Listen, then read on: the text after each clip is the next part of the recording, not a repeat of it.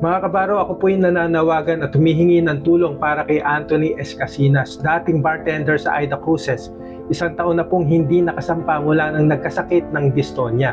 Ang dystonia ay isang neurological movement disorder kung saan ang mga kalamnan sa katawan ay pusang kumikilos ng hindi mo kontrolado. Sa kanyang kalagayan ay nangangailangan siyang mag-undergo ng deep brain stimulation surgery at kailangan niya po ng sapat na budget sa operasyon na ito. Maaari po kayong mag-donate sa kanyang GCash rekta kay Anthony Escasinas sa 0948-048-8038. Ang kanyang asawa po na si Ma'am April ang kasama niya ngayon sa Aklan. Kung nagbigay ka ng tulong, pwede mong i-screenshot ang pinadala mo sa comment section at nang makapagpasalamat ang mag-asawa sa inyong kabutihan. Kumusta na? Kumusta ka dyan sa Aklan? Maulan, sir.